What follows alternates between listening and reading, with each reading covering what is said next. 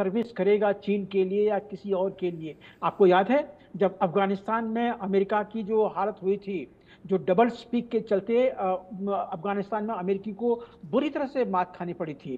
तो पाकिस्तान उस double speak में माहिर है आज के दिन में।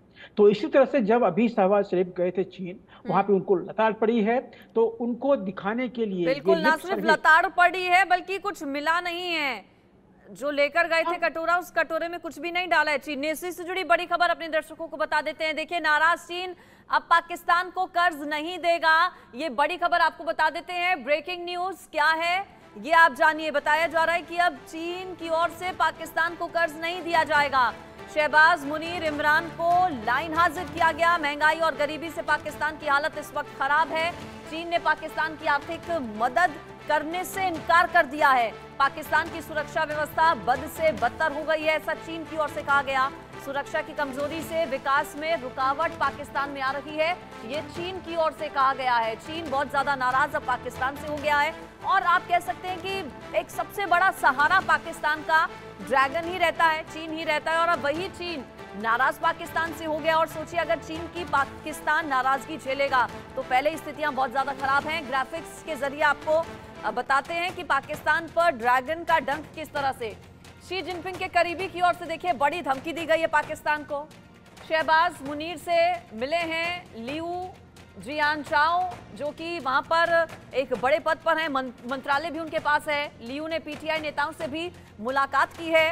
पीटीआई नेताओं के साथ भी लियू ने मुलाकात की। चीनी मंत्री ने पाकिस्तान नेताओं और सेना को धमकी खुले तौर पर दी है। पाकिस्तान में आकर ही चीनी नेता की ओर से धमकी दी गई, आंतरिक स्थिरता नहीं आई तो चीनी निवेश भूल जाओ आप, ये धमकी दी गई है। चीन के मंत्री की ओर से पाकिस्तान में आकर अलग अलग पार्टियों के नेताओं से उन्होंने मुलाकात की और कहा कि अगर स्थितियां पाकिस्तान में बेहतर नहीं हुई तो फिर आगे भविष्य के लिए भी पाकिस्तान ये भूल जाए कि चीन कभी मदद करेगा।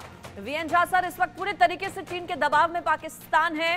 चीन के मंत्री जब दौरे पर पहुंचे पाकिस्तान के, तो वहां पर न सिर्फ सत्ताधारी पार्टी बल्कि ये विपक्ष की जो पार्टी है उनके नेताओं से भी मुलाकात की और सीधे कह दिया कि अगर स्थितियां नहीं सुधरी तो फिर आगे भविष्य में भी कभी मदद नहीं की जाएगी चीन की ओर से पाकिस्तान की। ऐसे में कैसे देखते हैं आप पाकिस्तान में जो मौजूदा हालात हैं उसको?